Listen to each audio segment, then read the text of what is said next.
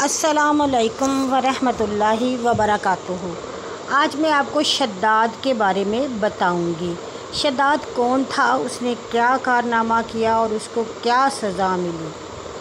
चलिए शुरू करते हैं। अक्सर मौरख़ीन हज़रात ने शद्दाद का ज़िक्र भी हज़रत हूद अलैहिस्सलाम के ज़िक्र के साथ किया, चूँकि वो भी कौम आद से था और कौम आद ही की तरफ हज़रत हूद अलैहिस्सलाम को भेजा गया।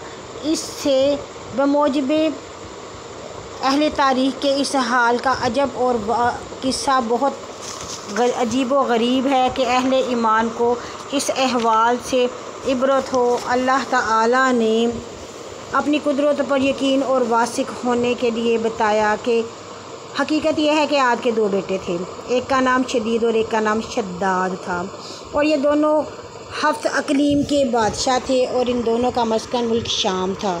शदीद तो तकरीबन 700 बरस तक बादशाही करके मर गया। बाद में शद्दाद मलून बादशाह हुआ। उसने तमाम रुए ज़मीन को मुसख्खर किया और जहाँ तक इसकी बादशाहत का ताल्लुक़ था इसका हुक्म चलता था और शब व रोज़ उसको हुकूमत ही से काम था। वो इस खुशी में खुश रहता और इसके मानने वाले अगरचे कुफ्र व शिर्क में मुब्तला थे, लेकिन इसके अदल की वजह से शेर व बकरी एक ही जगह पानी पीते थे। एक नकल इसके इंसाफ की तहरीर करती हूँ कि इस अदल की तासीर हो जाए। दो शख्स इसके महकमा अदालत में आए, उन दोनों ने अपने अपने अजब अहवाल सुनाए। एक शख्स बोला, मैंने एक किता ज़मीन का लिया और पूरी कीमत देकर अपना कब्ज़ा लिया। मैंने ज़मीन में ख़जाना पाया, उसको देता हूँ। ये कहता है कि मैंने तो ज़मीन को बेच दिया, मैं इस ख़जाने को हरगिज़ नहीं लूँगा।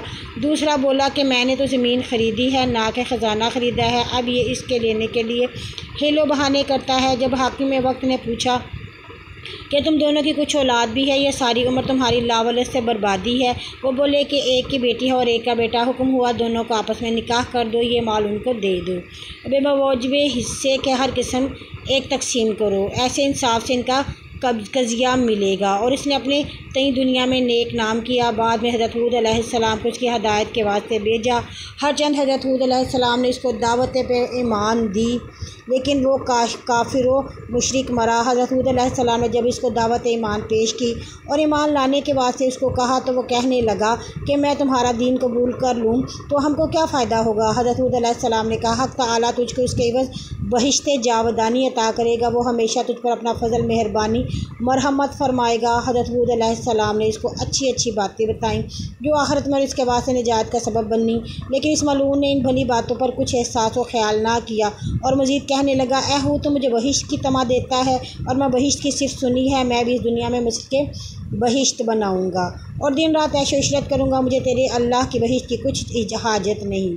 इस मकालमे के बाद इस मलून ने इस वक्त एक मुल्क के बादशाहों, वज़ीरों, काबरों को खतूत लिखे जो इसके ज़ेर ताबे थे। उसमें लिखा कि तुम्हारे मुल्क में जिस जगह ज़मीर हमवार और निशेब व फराज कम है उसको मुझे इतला दो, हम इस जगह बहिश्त बनाने का इरादा रखते हैं। इसके बाद फ़ौरी ही कासद हर जगह भेजे ताकि वहाँ से सोना, चांदी और जवाहरात लेकर आएँ।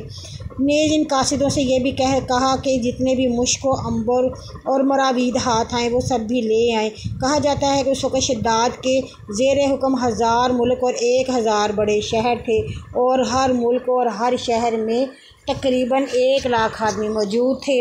बहुत ही शदीद जस्तजू के बाद खिता अरब में एक किता ज़मीन जिसकी मसाफत 40 फरसंग की थी मिली। इसके बाद फ़ौरी अमीर उमरा को हुक्म हुआ कि 3000 उस्ताद पैमाइश करें और हर एक उस्ताद के साथ 100 बेहतरीन कारीगर हों। यह हुक्म मुकर्रर कर दिया गया। सारे मुल्क का ख़जाना वहाँ लाकर जमा कर दिया। सबसे पहले 40 गज ज़मीन से नीचे खोद कर संगे मरमर से बुनियाद बहिश्त की रखी गई। चुनाचे इसके हुक्म से बुनियाद दुरुस्त की गई। इसकी दीवारें चांदी और सोने की ईंटों से उठाई गई। छत और सतून ज़बुर्द जद और ज़मुर्द सबज से बनाए गए। चुनाचे हक़ ताला ने हज़रत मोहम्मद सल्लल्लाहु अलैहि वसल्लम को शद्दाद लईन की बहिश्त के हाल और सतूनों से इसकी खबर दी कि दुनिया में किसी ने ऐसी बहिश्त नहीं बनाई। अल्लाह पाक कुरान पाक में फरमाते हैं, क्या तूने नहीं देखा कैसा किया रब तेरे ने आज से जो इल्म के बड़े सतून बनाते थे, जो किसी शहर में ऐसा बना ही नहीं। आद एक कौम थी और इरम इसमें एक कबीला था और इनमें सल्तनत थी। इनमें इमारतें और ऊंची ऊंची बनाते थे। वो सिर्फ थे, इसके बहिश ये थी कि दरख्त में निसफ चांदी और निसफ सोने के बनाए गए। पत्तियाँ दरख्तों की ज़मुरद सबज से जुड़ी गई और डालियाँ इसकी याकूत से बनी हुई और मेवे इसमें अनवा अक़साम के दरख्त पर लगाए गए। बजाय खाक के इसमें मुश्क व अंबर ज़ाफ़रान की खुशबू आती थी और पत्थर की बजाय इसके सहन में मोती और मूंगे डाले गए और नहरें इसमें शहरों शराब शहद की जारी की गई। बहिश्त के दरवाजे पर 4 मैदान बनाए गए। अशजार मेवादार इसमें लगाए गए और हर एक मैदान में 1-1 लाख कुर्सियाँ सोने चांदी की रखी गई और हर कुर्सी के सामने 1-1 हज़ार खान। इसमें जुमला इक़साम की तरह तरह की नेमतें रखी गईं। और ये भी ख़बर है कि 40,000 ख़जाने चांदी और सोने के बहिश्त के चरख के वास्ते थे। यहाँ तक कि 300 बरस में इसका काम सरअंजाम हुआ और वकीलों को हर मुल्क में भेजा गया कि दरम भर चांदी किस मुल्क में ना छोड़ो, सब इस बहिश्त में लाकर जमा करो। आखिर ये नौबत आ गई कि एक औरत बुढ़िया, गरीब, मस्कीन, यतीम, इसकी बेटी के गुलूबंद में 1 दरम चांदी थी।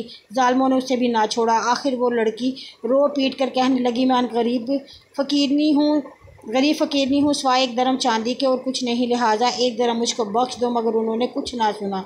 तब इस गरीब ने अल्लाह की दरगाह में फ़रियाद की, या इलाही तू इसका इंसाफ़ कर, इस ज़ालिम के शर से मज़लूम को बचा, इसकी बेइंसाफ़ी का तू इंसाफ़ कर और इसे दफ़ा कर। आहो फ़रियाद की। अल्लाह पाक ने दरबार कबूल की और हदीस शरीफ में है कि नबी सल्लल्लाहु अलैहि वसल्लम ने फरमाया, परहेज़ करो जुल्म की बद्दुआ से, बेशक वो मकबूल होती है। ख़बर है कि शद्दाद ने सारे मुल्क के लड़के और लड़कियां खूबसूरत हसीन देख कर दमिश्क में जो इसका मकान था इसमें जमा की। मानद होरो गुलामा के बहिश्त में इसकी खिदमत में रहें।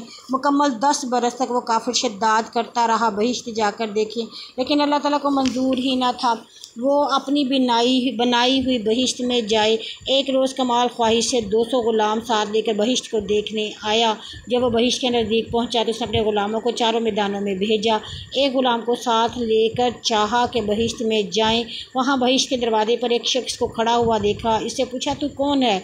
उसने जवाब दिया, मैं मुल्कुल मौत हूँ। शद्दाद ने कहा, तू यहाँ क्यों आया है? मुल्कुल मौत ने जवाब दिया, मैं तेरी जान कब्ज़ करने आया हूँ। शद्दाद ने कहा कि तू ज़रा मुझे मोहलत दे ताकि मैं अपनी बनवाई हुई बहिश्त को देख लूँ। मुल्कुल मौत ने कहा, अल्लाह का हुक्म नहीं तो अपनी बनवाई हुई बहिश्त में जाए, क्योंकि तुझको दोज़ख में जाना है। फिर शद्दाद ने कहा, छोड़ मैं घोड़े से उतरूँ। मुल्कुल मौत ने कहा, नहीं।